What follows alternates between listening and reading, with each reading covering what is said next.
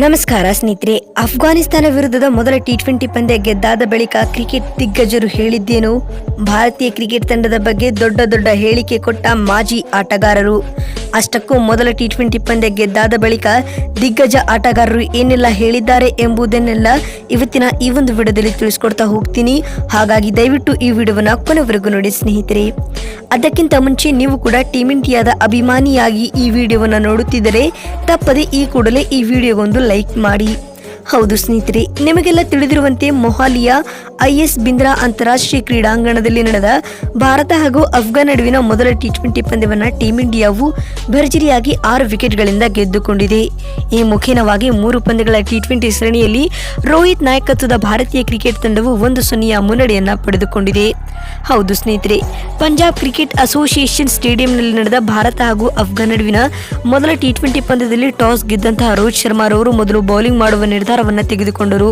ಇದರಂತೆ ಅಫ್ಘಾನ್ ತಂಡಕ್ಕೆ ಬ್ಯಾಟಿಂಗ್ ಆಹ್ವಾನವನ್ನ ನೀಡಿತು. ಈ ಮೂಲಕವಾಗಿ ಮೊದಲ ಇನ್ನಿಂಗ್ಸ್ನಲ್ಲಿ ಅಫ್ಘಾನ್ ತಂಡವು ನಿಗದಿತ 20 ಓವರ್ಗಳಲ್ಲಿ 5 ವಿಕೆಟ್ ಕಳೆದುಕೊಂಡು 158 ರನ್ ಬಾರಿಸಿತ್ತು. ಅತ್ತ ಅಫ್ಘಾನಿಸ್ತಾನ ತಂಡದ ಪರ ಬ್ಯಾಟಿಂಗ್ನಲ್ಲಿ ಮೊಹಮ್ಮದ್ ನಬೀರ್ ಅವರು 42 ರನ್ಗಳ ಗರಿಷ್ಠ ಸ್ಕೋರರ್ ಎನಿಸಿಕೊಂಡರು. ಇನ್ನು ಟೀಮ್ ಇಂಡಿಯಾ ತಂಡದ ಪರ ಬೌಲಿಂಗ್ನಲ್ಲಿ ಮುಖೇಶ್ ಕುಮಾರ್ ಹಾಗೂ ಅಕ್ಷರ್ ಪಟೇಲ್ ಅವರು ತಲಾ 2 ವಿಕೆಟ್ ಕಬಳಿಸಿದರು.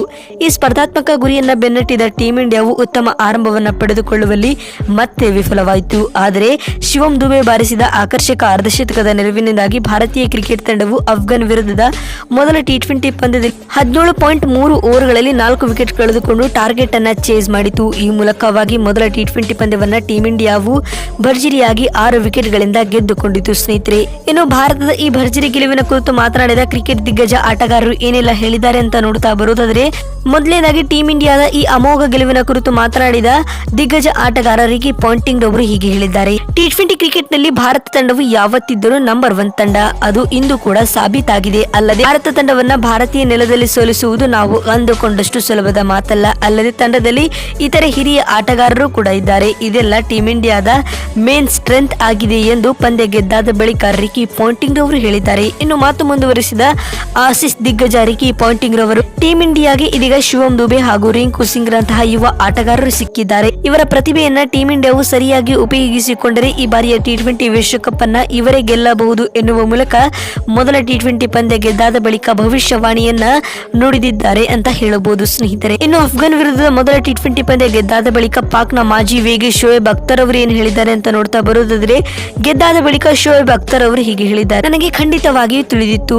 ಅಫ್ಘಾನ್ ವಿರುದ್ಧದ ಮೊದಲ ಟಿ20 ಪಂದ್ಯವನ್ನ ಟೀಮ್ ಇಂಡಿಯಾ ಖಂಡಿತವಾಗಿಯೂ ಗೆಲ್ಲುತ್ತದೆ ಎಂದು. ಈಗ ಅದೇ ರೀತಿ ಆಗಿದೆ. ಇದರಿಂದಾಗಿ ನನಗೆ ವೈಯಕ್ತಿಕವಾಗಿ ಖುಷಿಯಾಗಿದೆ. ಅಲ್ಲದೆ ತಂಡದಲ್ಲಿ ಇದೀಗ ಯುವ ಆಟಗಾರರ ದಂಡೆ ಇದ್ದು ಆ ಆಟಗಾರರೆಲ್ಲ ಅದ್ಭುತ ಆಟವನ್ನು ಆಡುತ್ತಿದ್ದಾರೆ. ಬೌಲಿಂಗ್ ನಲ್ಲಿ ಮುಖೇಶ್ ಕುಮಾರ್ ಮಿಂಚಿದರೆ ಬ್ಯಾಟಿಂಗ್ ಹಾಗೂ ಬೌಲಿಂಗ್ ನಲ್ಲಿ ಶಿವಂ ದುಬೆ ರವರು ಸಹ ಗಮನಾರ್ಹ ಪ್ರದರ್ಶನವನ್ನ ನೀಡಿದ್ದಾರೆ. ಇನ್ನು ಫಿನಿಶರ್ ಆಗಿ ರಿಂಕು ಸಿಂಗ್ ರವರು ಕೂಡ ಉತ್ತಮ ಆಟವನ್ನು ಆಡುತ್ತಿದ್ದಾರೆ.